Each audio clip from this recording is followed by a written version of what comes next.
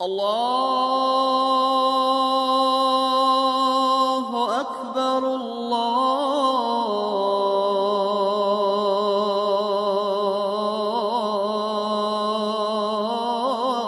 الله أكبر أشهد أن لا إله إلا الله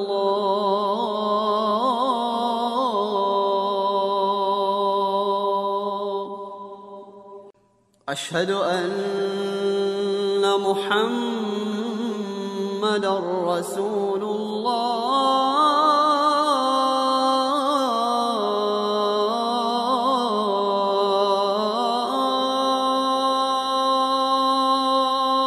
Aouzu billahi minash shaitanir rajim, bismillahir rahmanir rahim, wa salatu wa salam ala rasulullah. Chers frères et sœurs en islam, qu'il me soit permis de vous adresser le salut des élus d'Allah subhanahu wa ta'ala, le salut fraternel. Salamu alaikum wa rahmatullahi ta'ala wa barakatuh. Wa alaykum salam wa rahmatullahi wa barakatuh. Allah azza wa jal a dit: ne tuez pas vos enfants par crainte de pauvreté. Nous pourvoyons à vos besoins comme aux leurs. Sourate 6, verset 151. Mesdames et messieurs, bonsoir. Merci de nous suivre sur RTU 1. Le thème principal de ce soir va porter sur le droit de l'enfant en islam. Notre invité ce soir est l'imam Harouna Kone. Il est imam du centre hospitalier et universitaire CHU de Trècheville. Imam, salam alaikum. Wa alaykum salam wa rahmatullahi wa barakatuh. Merci d'avoir accepté notre invitation. Alors, dites-nous, nous avons décidé de parler d'un sujet très important. Il s'agit donc du droit de l'enfant en islam. Alors, est-ce qu'en islam, l'enfant a un droit avant et après sa naissance? A'udhu billahi minash shaitanir rajim. Bismillahir rahmanir rahim. Alhamdulillahi rabbil alamin. Allahumma salli ala Muhammad wa ala ali Muhammad wa sallim. Merci pour votre question. Effectivement, en islam, l'enfant a un droit avant sa naissance. Est-ce qu'on peut savoir le droit de l'enfant avant sa naissance? Le droit de l'enfant avant sa naissance, c'est le choix. C'est Le bon choix. D'accord. Savoir choisir son épouse sur la base de deux critères: religiosité et moralité. Parce que le prophète sallallahu alayhi wa sallam dit: mariez-vous dans de bonnes familles, car le caractère est héréditaire et récessif. Autant l'homme doit être méticuleux dans son choix, autant la femme aussi doit être méticuleuse dans son choix. Ça veut dire que le père de mon enfant ne doit pas être n'importe qui. La mère de mon enfant ne doit pas être n'importe qui. Ça, c'est le premier droit de l'enfant en islam.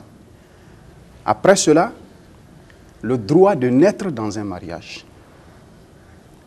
Quoi qu'on dise, c'est vrai, les mentalités ont évolué, etc., etc. Mais jusqu'à aujourd'hui, on parle d'enfants légitimes et on parle d'enfants naturels. Ça veut dire qu'il y a un choix à faire. Tout à fait. Donc, le droit de naître dans un mariage est aussi un droit inaliénable de l'enfant. Donc, voici les deux droits que l'enfant a avant sa naissance. Alors, donc, et quand l'enfant est conçu, il est dans le ventre, est-ce qu'il a un droit pendant qu'il est dans le ventre de sa mère? Effectivement. Le droit aux soins, le droit à la nourriture, le droit à la protection, parce que c'est une vie qui est en train de venir. D'accord. Alors, donc, vous venez de dire que l'enfant a un droit lorsqu'il est dans le ventre de sa mère. Effectivement. Mais très souvent, on constate qu'il y a des mères qui avortent.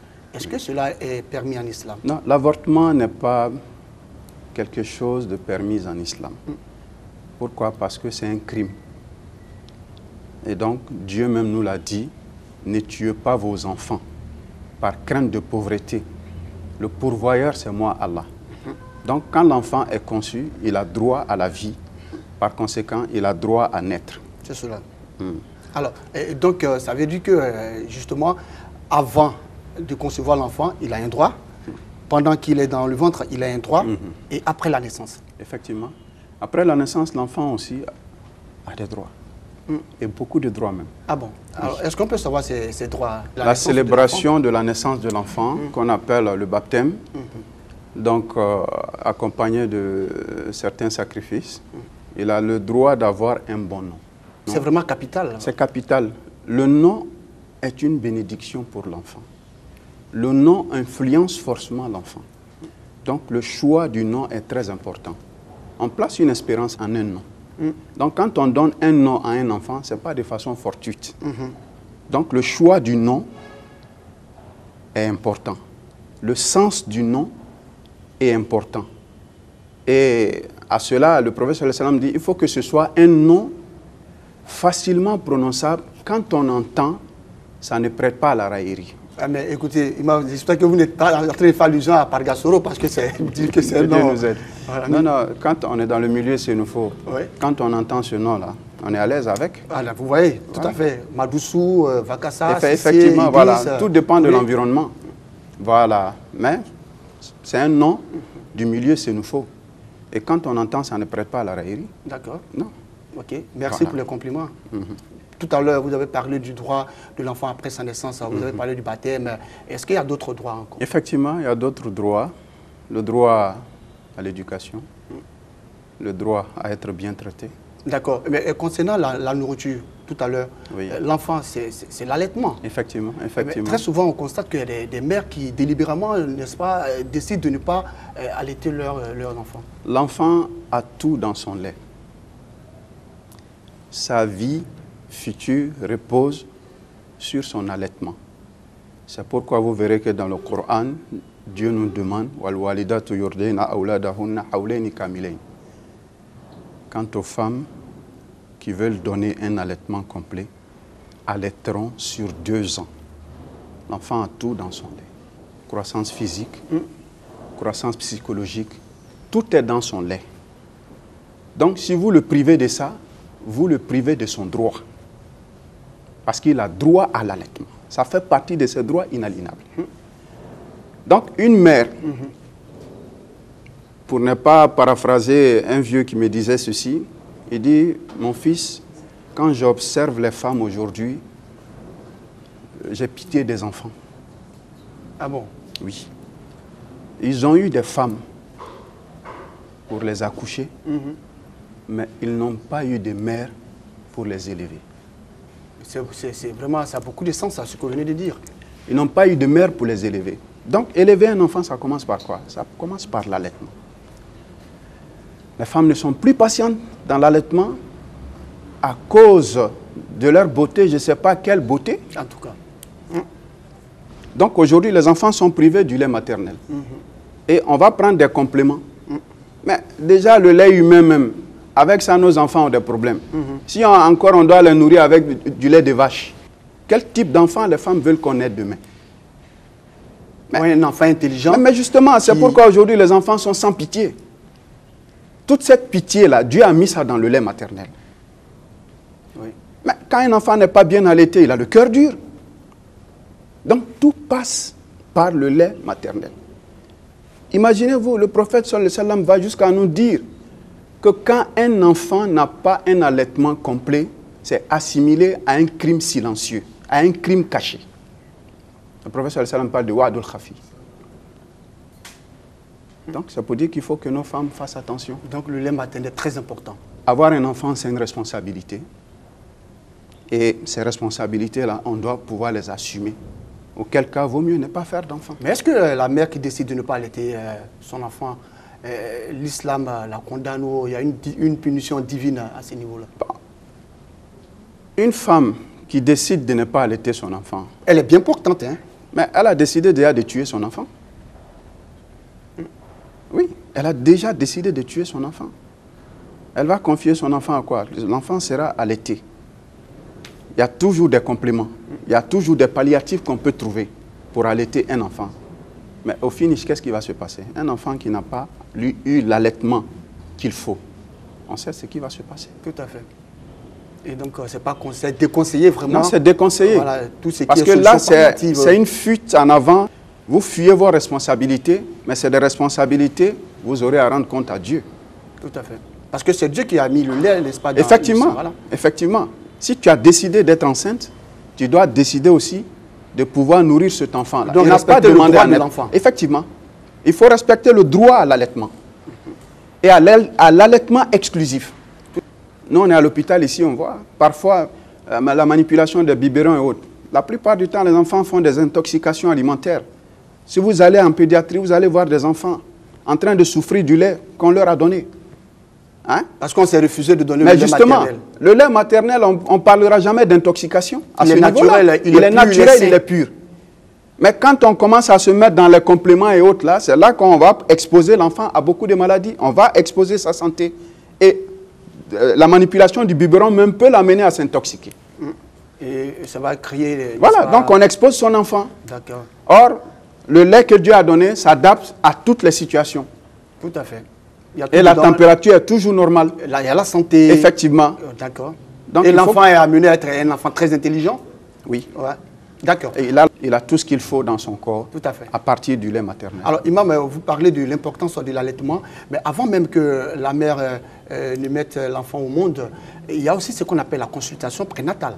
Est-ce que l'enfant a droit à cette consultation? Effectivement, Est-ce que l'islam même permet à ce que la mère aille à l'hôpital pour... L'islam a 5 objectifs qu'on appelle les 5 nécessités. Parmi ces 5 nécessités, il y a la préservation de la vie. Il y a la préservation de la santé mentale, physique, psychique. Il y a la préservation de la dignité. Donc, la vie, la santé dépendent de quoi? Du bon traitement. Une femme est enceinte. Elle est en train de donner vie, mais elle-même, sa vie aussi est en danger. C'est à partir des consultations qu'on peut savoir s'il n'y a pas de danger, s'il n'y a pas de problème. Donc, la consultation est nécessaire et primordiale pour la préservation de la vie et de la mère et de l'enfant. Je pose cette question, Imam, parce que vous savez que dans la religion, il y a certaines personnes qui disent comme ça que c'est Dieu qui donne la santé à l'enfant, c'est Dieu, ils mettent tout sur Dieu et ils refusent, n'est-ce pas, de se rendre à l'hôpital. Voilà pourquoi je pose la... c'est Dieu qui donne la vie, c'est Dieu qui donne la santé. Mais si on se limitait à ça, le prophète sallallahu alayhi wa sallam n'allait pas nous dire « Al-wiqayatu khayrun min al-ilaj » la prévention vaut mieux que la guérison. Donc la prévention, là, qui le fait? Ce n'est pas Dieu, c'est nous qui le faisons. On le fait à partir du savoir que Dieu a donné aux médecins. C'est ça qui est la prévention. Donc si tu ne fais pas cette prévention-là, sous prétexte que c'est Dieu qui donne la santé, tu as failli. Tu n'as pas compris ta religion, tu n'as pas compris le sens de ta religion. Parce que ta religion te demande de prendre toutes les précautions et après avoir pris ces précautions-là, maintenant, le reste, tu laisses entre les mains de Dieu. D'accord. Donc vous parlez de l'importance de la consultation prénatale. Effectivement, la consultation prénatale est très, très, très importante et il faut que nos parents le fassent. Il faut que nos hommes encouragent leurs femmes à aller à l'hôpital. Justement, le problème, c'est au niveau Non, des il faut hommes. que les hommes encouragent parce que la plupart du temps, le problème se situe au niveau des hommes. Tout à fait. Ah, je n'ai pas l'argent. Ah, je n'ai pas ceci. Non. C'est Dieu qui est le pourvoyeur. Mais il faut essayer. Parce que le prophète sallallahu alayhi wa sallam dit qu'il y a une personne qui ne plaît pas à Dieu. A'ilun mustakbir. Cette personne-là, c'est qui? C'est celui-là qui est pauvre, mais il est plein de suffisance. C'est-à-dire qu'il est dans le besoin, mais il ne s'adresse pas à ceux qui peuvent résoudre son problème. Celui-là, Dieu ne l'aime pas. Si ta femme va à l'hôpital, si elle envoie une ordonnance, même si toi-même tu n'as pas pu, tu trouveras dans la société quelqu'un pour t'aider à payer. Mais c'est mieux qu'elle aille, qu'elle t'envoie l'ordonnance et que tu cherches les voies et moyens pour résoudre, plutôt que de rester à la maison, tu ne sais pas ce qu'elle a. Si ça dégénère, vous allez l'envoyer à l'hôpital.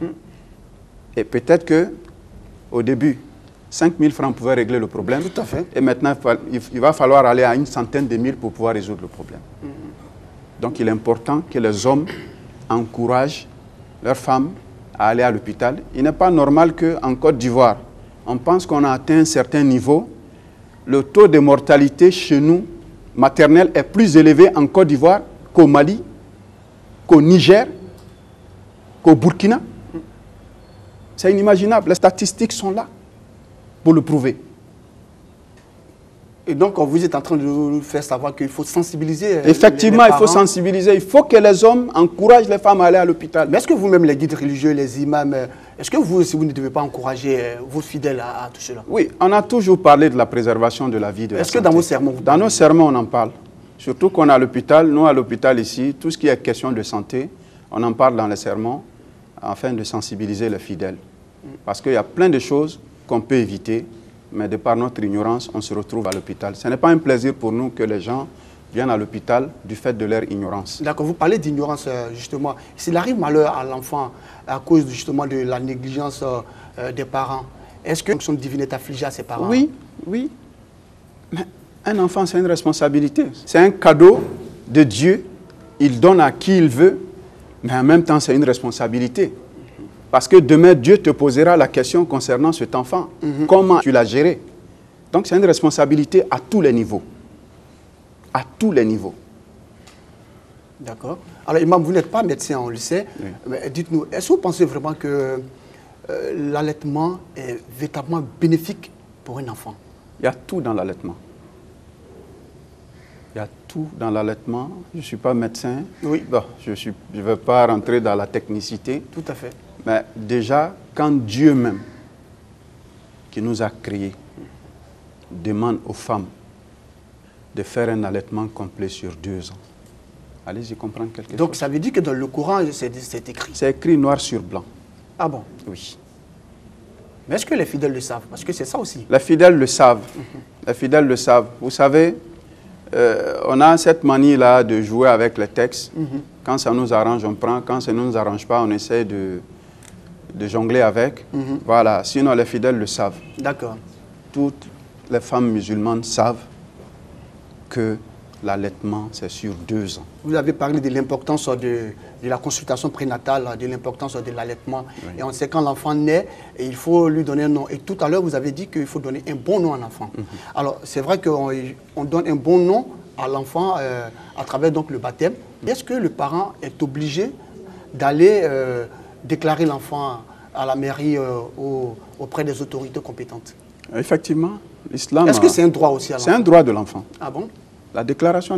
Mais si l'enfant n'est pas déclaré, il est là, mais il n'existe pas. Il n'a pas une existence juridique. Il n'existe pas. C'est à partir de l'extrait de naissance que l'État sait qu'un tel existe. C'est à partir de l'extrait de naissance que l'enfant lui-même sait qu'il existe.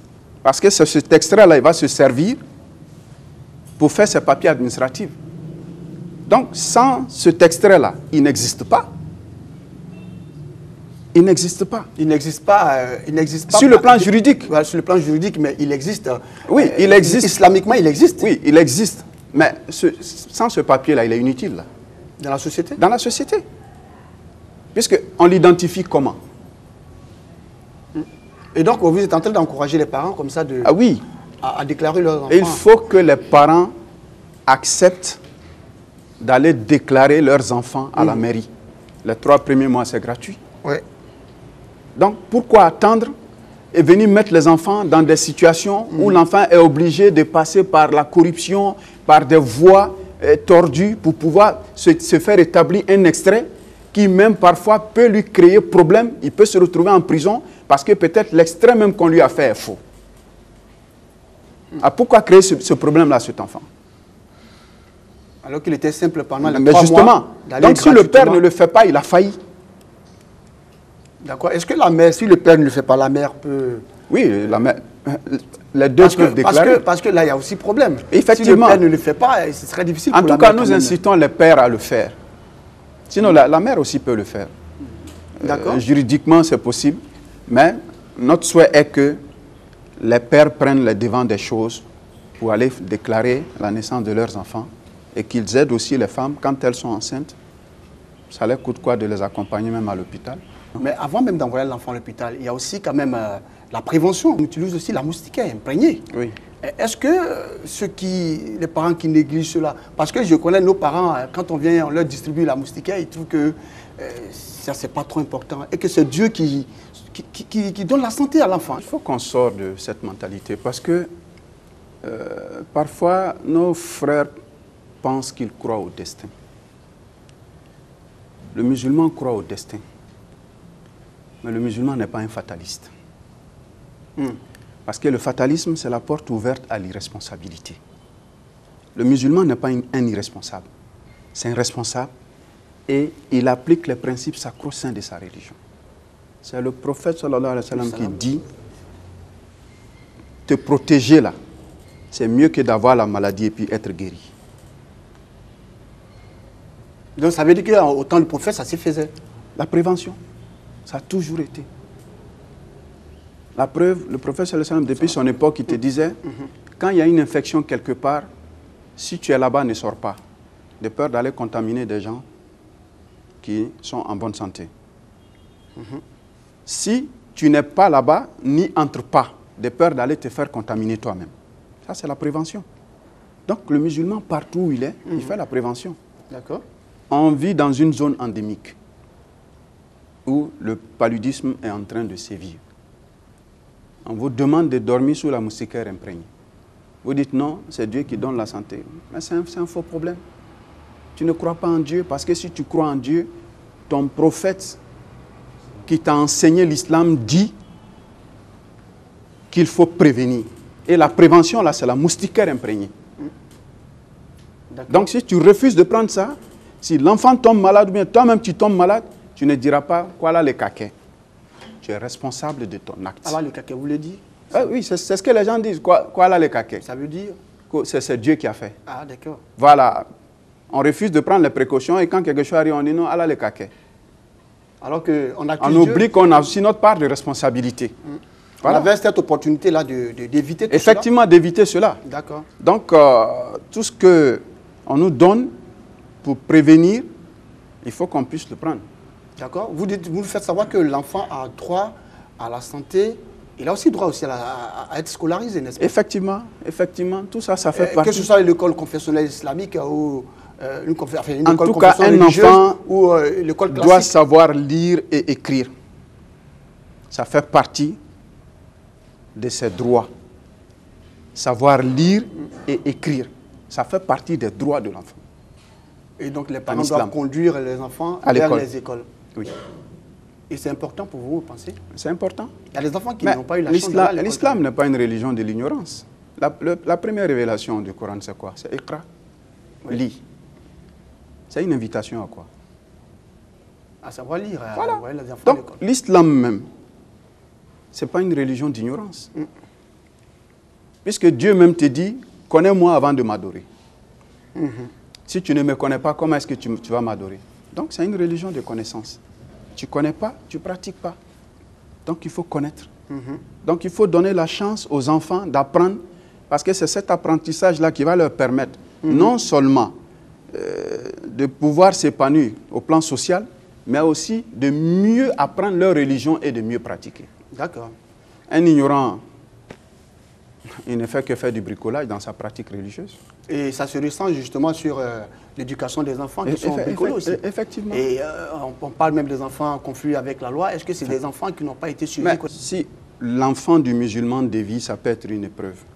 Mais le processus que le prophète sallallahu alayhi wa sallam nous a enseigné pour avoir les enfants, si on suit ce processus-là, par la grâce d'Allah, je peux vous assurer qu'il ne peut pas avoir d'enfants en conflit avec la loi, parce que nous-mêmes, on est dans le bricolage.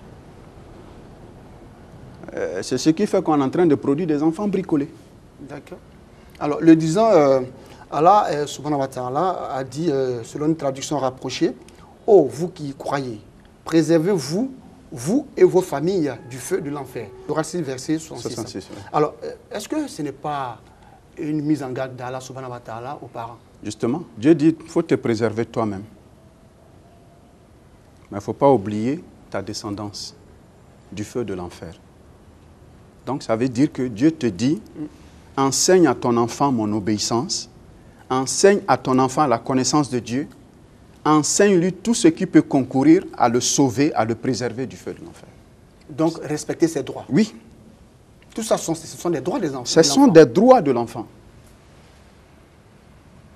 Parce que chez nous, c'est difficile. Hein. On a l'impression que les enfants n'ont aucun droit. Il faut les taper là-dessus pour les éduquer. Il faut leur crier là-dessus. Regardez un jour, il y a un monsieur qui est venu voir le professeur sallam. Il l'a trouvé en train de jouer avec ses petits-enfants. Il les embrassait par-ci, il les embrassait par-là. Le monsieur était choqué. Il dit au professeur sallam, ah bon, chez vous ici, vous embrassez les enfants? Donc le prophète lui dit, mais et chez vous? Il dit, non, non, on ne le fait pas. Quelle est la réaction du prophète sallam? Le prophète sallam lui dit, qu'est-ce que je peux faire pour vous si Dieu a ôté de votre cœur la miséricorde? C'est vraiment sensé. Voilà. Il y a un processus à suivre. C'est quand on n'a pas suivi ce processus-là qu'on s'inscrit dans la violence vis-à-vis de l'enfant. Donc jouer avec ses enfants à la maison leur permet d'avoir un esprit d'ouverture, un esprit épanoui et très important pour la société. La aussi. plupart du temps, les gens se plaignent, mon enfant ne prie pas. Mais attends, toi, il faut être un modèle. Les enfants, c'est des imitateurs. Ce qu'il voit faire, c'est ce qu'il fait. Oui, ça c'est clair. Mais il ne t'a pas vu faire. Tu ne l'invites jamais dans une mosquée. Tu l'envoies nulle part dans une cérémonie religieuse. Mais il apprend comment? Tu n'as même pas de temps pour tes enfants.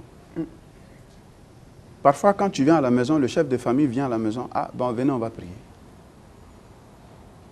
La bonne manière, ce n'est pas de dire aux enfants, allez-y prier. Mais c'est de dire, venez, on va prier. Et quand un enfant a vécu dans un environnement pareil, au moment où on va lui donner l'ordre de prier, là, on n'aura aucune difficulté parce que déjà, il a ça dans ses habitudes. L'éducation, c'est les habitudes qu'on donne. Quelle est l'habitude qu'on a donnée à nos enfants? On doit s'en prendre à nous-mêmes. D'accord. Très important ce que vous venez de dire. Donc, au regard donc, de ce qui précède et de tout ce que nous avons dit depuis le début donc, de cet entretien, est-ce que vous êtes en train de nous dire que les enfants ont un droit sur les parents? Beaucoup de droits même. Beaucoup de droits sur les parents. Parce que ce que vous donnez aux enfants aujourd'hui, c'est cette monnaie-là qu'ils vont vous rendre demain. Leur devoir, c'est demain. Mais les droits que vous leur donnez aujourd'hui, c'est ce qu'ils vont vous rendre demain. D'accord. Le bon traitement que vous leur donnez aujourd'hui, c'est ce bon traitement-là qu'ils ont l'obligation de vous donner demain. Et donc, cela fera que vous n'aurez pas honte dans le quartier, dans la société. Justement, donc, le traitement que tu veux que ton enfant te donne demain, là, tu lui donnes ça aujourd'hui. D'accord. Okay. Parce que je ne peux donner que ce que j'ai. Ce que tu m'as donné, c'est ce que je vais te donner. On n'a pas besoin d'être riche pour bien éduquer l'enfant. Non, on n'a pas besoin d'être riche pour ça. Et surtout qu'on a toujours Dieu, les prières, le soutien de Dieu. Voilà. Parce que cet aspect-là aussi est ignoré dans l'éducation de nos enfants aujourd'hui. On pense qu'avec notre argent, on peut tout faire. Tu ne détiens pas le cœur de ton enfant, tu ne détiens pas son esprit. Demande à Dieu de guider son cœur, de guider son esprit. Tu fais ton effort, mais le reste là, tu confies à Dieu.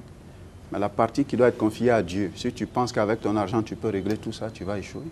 D'accord. Alors, Imam, ce que vous venez de dire depuis l'entame de cet entretien, c'est vraiment très important. La consultation prénatale, l'allaitement, et le droit à la scolarisation, le droit à la santé, tout ça. Mais est-ce que aujourd'hui, vous, guides religieux, imams, prédicateurs, est-ce que dans vos mosquées, vous prenez le temps de sensibiliser, hormis justement le sermon, de sensibiliser les fidèles, de trouver un moment pour leur inculquer tout cela? Dans la communauté, généralement, vous avez les associations féminines, vous avez les organisations des femmes qui nous invitent de temps en temps face à des sujets d'actualité. Ça peut être une conférence, ça peut être causerie, débat, etc. Donc on a l'habitude de le faire avec nos communautés. Il y a des communautés qui sont assez bien organisées, où les conférences sont là de façon régulière, peut-être une fois par mois. Voilà. Mais il y a des communautés où ça tâtonne, peut-être une fois, 2 fois par an. Mais dans tous les cas, les communautés sont en train de s'organiser. Il y en a qui sont déjà assez bien organisées, où tout ce qui est question de santé sont abordés dans les sermons, dans les conférences, dans les causeries, débats. Mais il y a d'autres communautés qui sont à la traîne.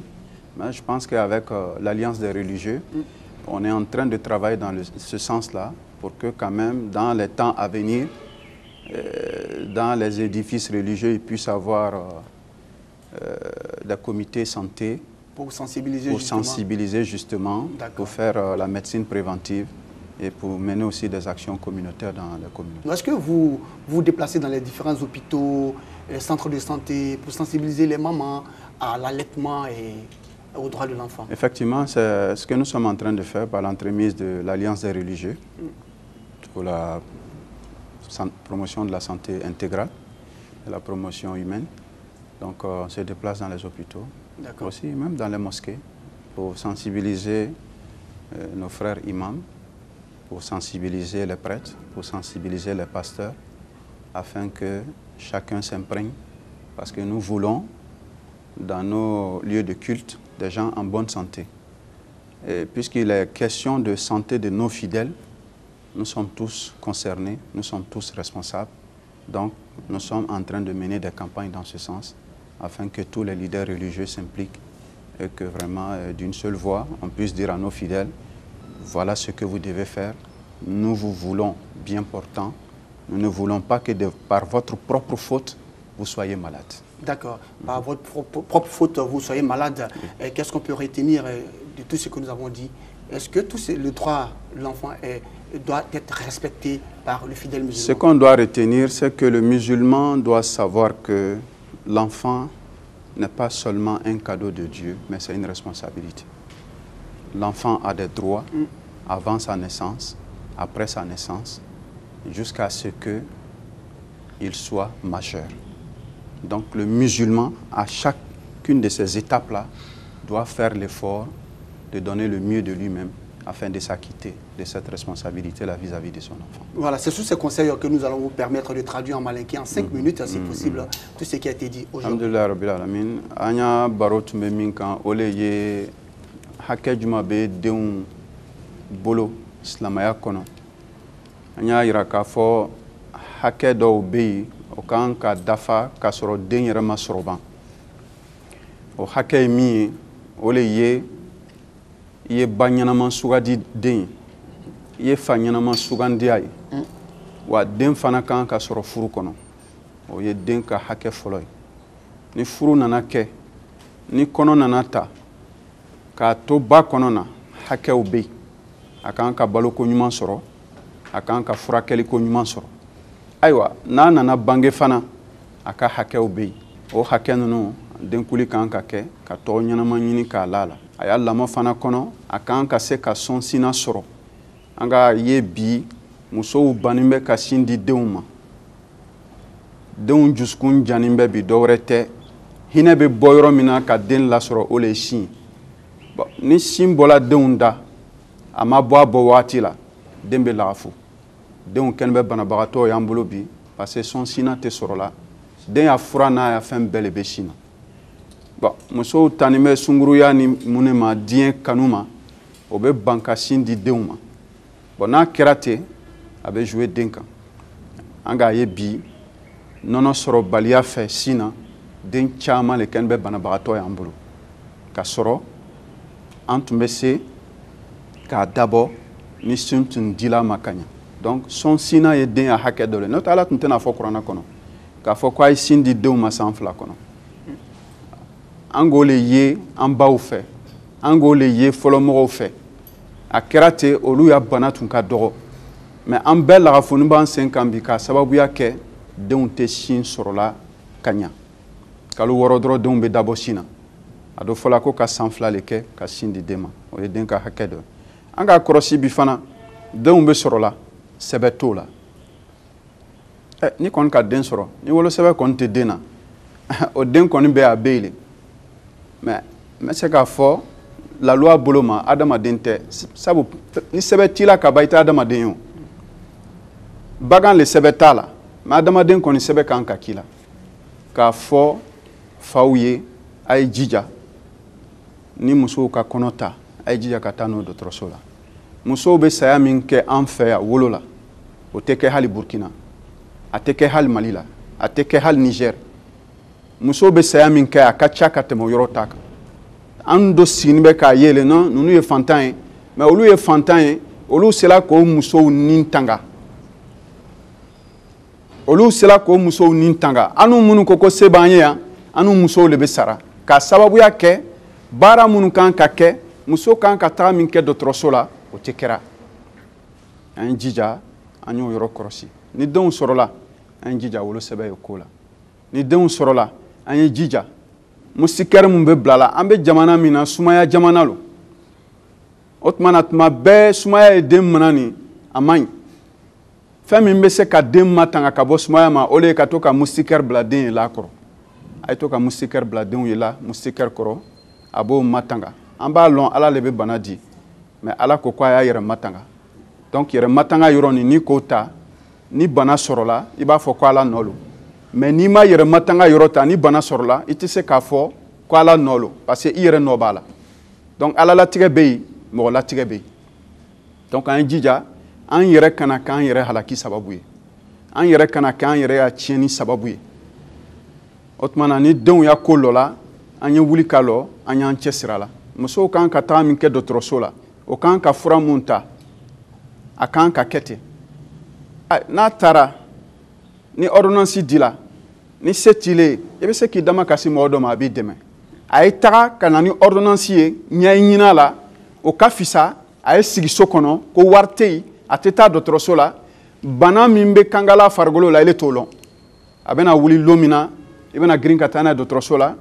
peut-être kunu 1000 tun bɛ se ka furakɛ mais i nana taa n'a ye dɔgɔtɔrɔso la peut-être n'i ma 20,000 20,40 bɔ a tɛ se ka furakɛ diyagoya lo fana i bɛna ɲini i tɛna ɲɛ fɛn min kɛ kɔ a kɛ kun kelen o tuma na an b'a ɲini balimaw fɛ o ye jija k'o yɔrɔ kɔlɔsi denw ka hakɛ caman le bɛ a tɛ dilaw ma denw kan ka taa kalan na den kan ka se ka sɛbɛnni kɛ a kan ka se ka kalan kɛ a mana kɛ kan o kan ye mais ka den to kunfinya la balaw lo ala an kisi kunfinya ma o tuma na denw ka hakɛw ka ca nin ye kumalan surunya bolo ma denw ka hakɛ mun b'an kan ka kɔn o ma sɔrɔ ban o sɔrɔnin kɔfɛ hakɛ mun bɛ yen o le ye nin ye hakɛtɔba kan. Beaucoup à vous, Imam, pour ce résumé à Malinké. C'est ici qu'on s'arrête pour ce soir. Rappelons que nous étions avec l'imam Harouna Koné. Il est imam du centre hospitalier et universitaire CHU de Trècheville.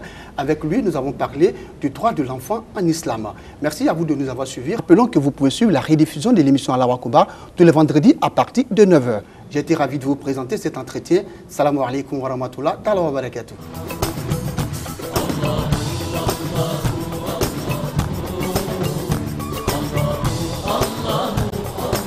Célébration du Domba, cérémonie qui clôture les festivités du Maoulid à Mankono. Les guides religieux sont venus de plusieurs régions du pays et de certains pays de la sous-région. Pour la 6e édition du Domba, le principal initiateur, le cheikh Mamadou Karamoko Sam Kade, a rassemblé les filles et fils de Mankono. Le guide religieux invite les cadres à plus de solidarité et d'union. Ça fait 3 jours qu'on est là pour prier seulement, pour la Côte d'Ivoire, pour la paix. Ça a reçu vraiment. Ça a reçu. Ce qu'on a vu, on ne peut pas tout dire.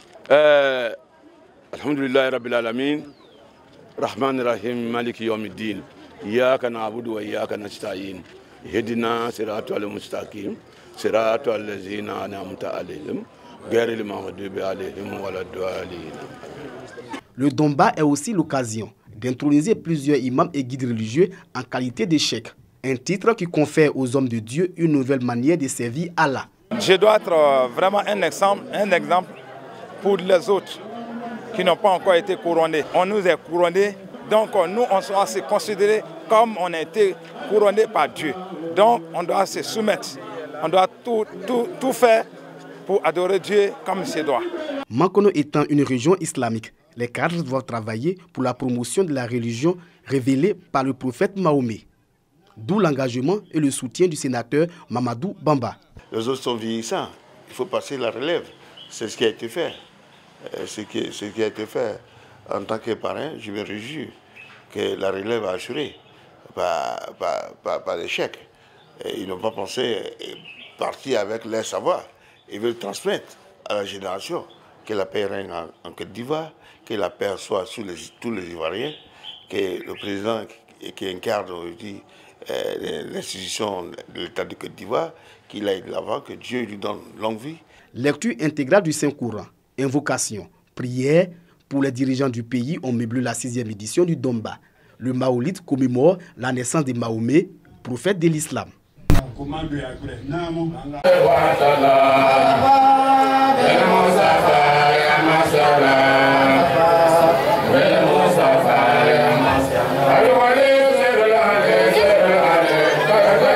C'est dans la joie et la ferveur que l'association islamique Agesco de Bundoukou a célébré le Maoulid. fête qui marque l'anniversaire de la naissance du prophète Muhammad.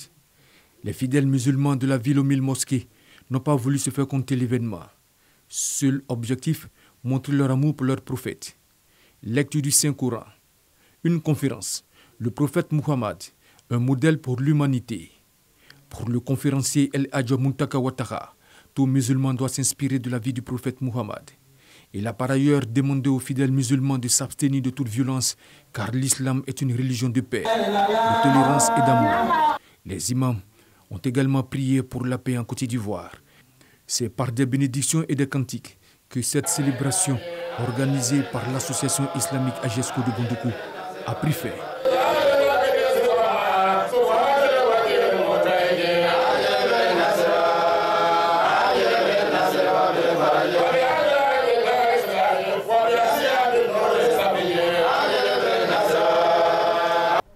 La mosquée As-Salam de Totodougou, département de Dabakala, est prête à accueillir les prières de vendredi, après plusieurs années de travaux. Entamés par les filles et fils du village, les travaux de construction de l'édifice religieux sont achevés par l'association Nouroudine à plus de 10 millions de francs CFA. L'inauguration de la mosquée a donné lieu à une fête religieuse. Cérémonie qui a réuni cadres, élus, guides religieux des départements de Dabakala et Mbayakourou. Les guides religieux encouragent l'association Nouroudine à multiplier ses actions en faveur de la promotion de l'islam. On prie le bon Dieu que cette mosquée soit une mosquée exemplaire pour tout le monde, pour qu'on arrive à prier dedans, et faire les bénédictions. Encourager l'association qui a construit cette mosquée, qu'ils n'ont qu'à avoir toujours courage pour faire ça. Donc c'est ce que le bon Dieu a demandé. Puisque Rasoul prophète sallallahu alayhi wa sallam dit quiconque bâtit une mosquée pour Allah, Dieu lui construira une demeure au paradis. Cette inauguration était couplée à l'intronisation du nouvel imam de la mosquée de Totodougou. Le guide religieux est invité par le COSIM à servir Dieu dans la droiture pour un islam de paix et de tolérance. Les cadres ont exhorté les imams à multiplier les prières pour la paix, la cohésion sociale et le développement de la Côte d'Ivoire. Cette belle cérémonie nous a permis de demander des prières pour le chef de l'État, de demander des prières pour la paix en Côte d'Ivoire, de demander des prières pour leurs défunts. L'appel à l'union et l'entraide, car beaucoup de défis restent à relever dans cette zone, notamment l'électrification, les problèmes d'eau, les problèmes de route. Et ensemble, nous, les cadres de cette belle cité, avons décidé de repartir de la plus belle manière cette fois-ci, pour fédérer nos forces. L'association Nouroudine est une organisation religieuse qui travaille pour le rayonnement de l'islam en Côte d'Ivoire. Elle aide à la construction d'édifices religieux. Accueil, file d'attente, l'hôpital général de Trècheville ne désemplit pas ce dimanche. La raison, une journée de don de sang organisée par la Fédération d'Abidjan Sud en Sardine, Côte d'Ivoire, Andifas, en vue de pallier le manque de sang dans le district d'Abidjan. Il a accepté ce matin de venir faire don de sang, parce que c'est l'islam qui a demandé ça. Il y a beaucoup de personnes qui sont à l'hôpital, ils ont manque de sang, quoi. J'ai vu quelques amis mourir à cause de sang, parce qu'ils n'avaient pas reçu du sang. Et ça m'a touché. J'ai dit, bon, pour sauver des vies, il faut que je donne mon sang. C'est nous, plus précisément à Abidjan aujourd'hui, on sait qu'on a un problème de sang. Chaque fois, ils nous font des audiences pour nous dire vraiment ils ont un problème de sang. C'est pourquoi nous-mêmes, on a organisé dans l'année, on donne 2 fois l'anniversaire du guide et puis la fête du Maouloud pour sauver des vies. Une initiative saluée par le responsable technique biomédical de l'hôpital général de Trècheville. Je tiens à dire d'abord merci à l'association Ankadine pour leur geste noble humanitaire. Au nom de monsieur le directeur de l'hôpital général de Trècheville, je leur dis encore merci pour ce geste.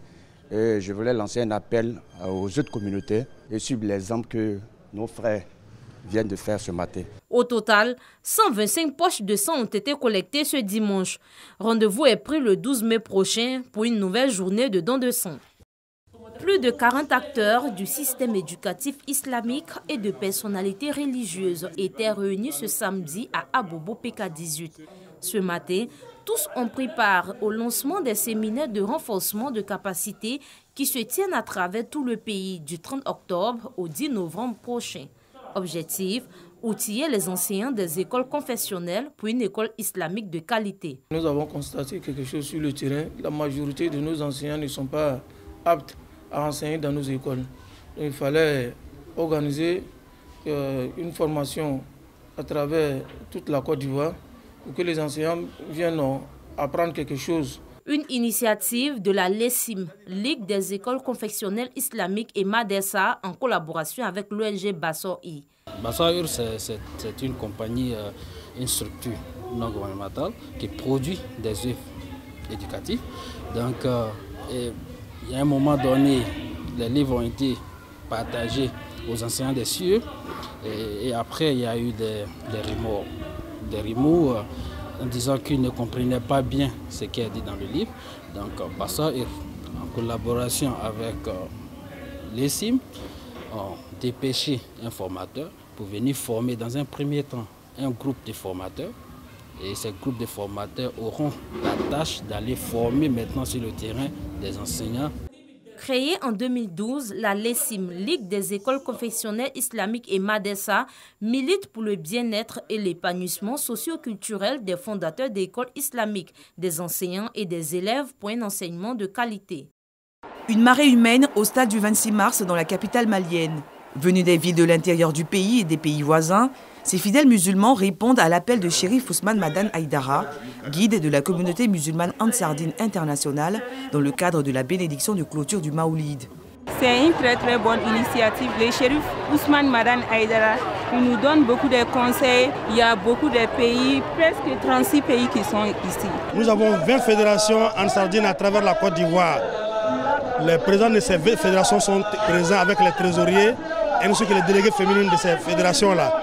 En plus de ça encore, il y a eu des centaines de membres qui sont venus volontairement de Côte d'Ivoire. Ça a une importance particulière, voilà, pour que tout le monde arrive à profiter des bénédictions finales. C'est une occasion pour remonter le moral, la spiritualité de toute personne qui aime le messager d'Allah, pour dire que ce n'est pas une religion de violence, non, c'est une religion de tolérance, d'amour et de fraternité et de rassemblement surtout. Un rassemblement pour des bénédictions en faveur de la paix et de la stabilité en Afrique et en particulier au Mali. Présent à cette rencontre qui a mobilisé les leaders des différentes confessions religieuses, le Premier ministre Choguel Kokala Maïga a, au nom du président de la transition malienne, invité les guides à intensifier les prières pour que le pays retrouve sa stabilité d'antan. Cela afin d'amorcer véritablement son développement. À l'initiative de cette journée de prière, Chérif Ousmane Madane Aïdara, par ailleurs président du Haut Conseil islamique du Mali, a exhorté le peuple malien à l'union en vue de faire barrage aux attaques terroristes.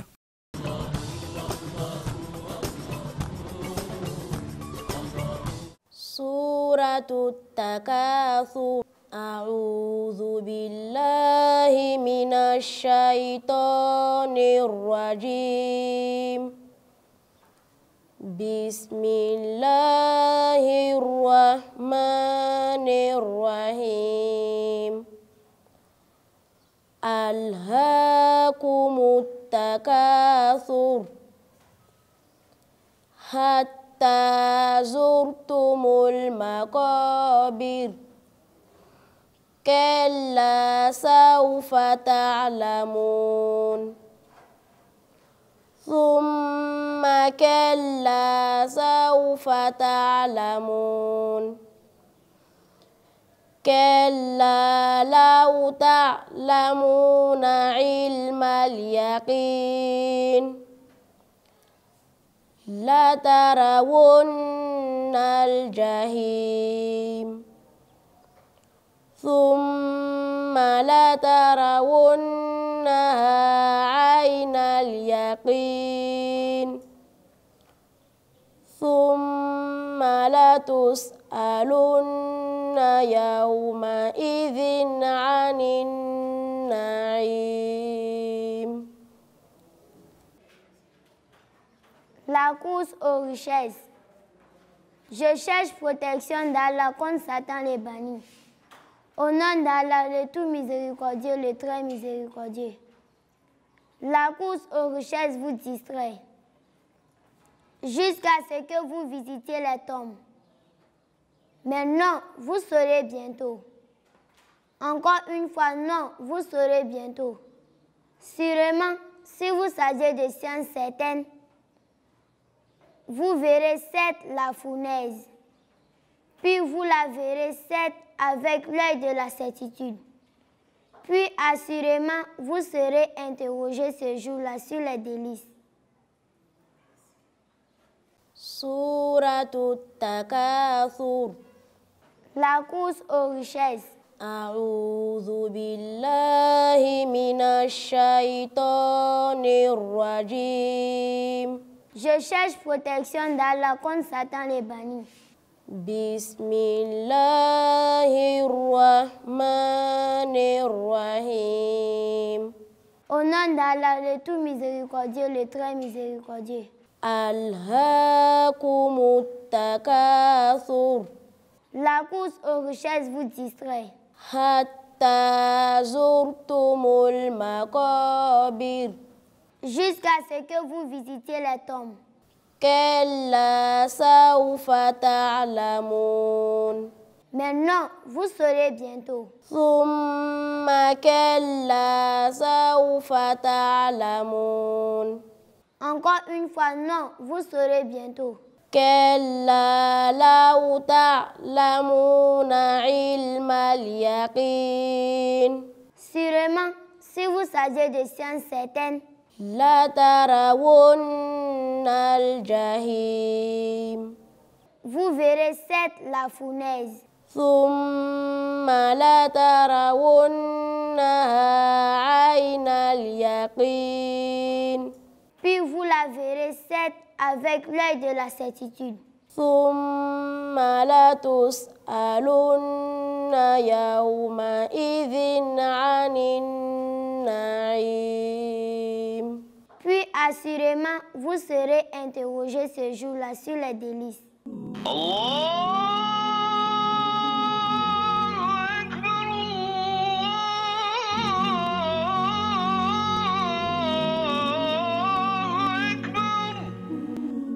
أشهد أن لا إله إلا الله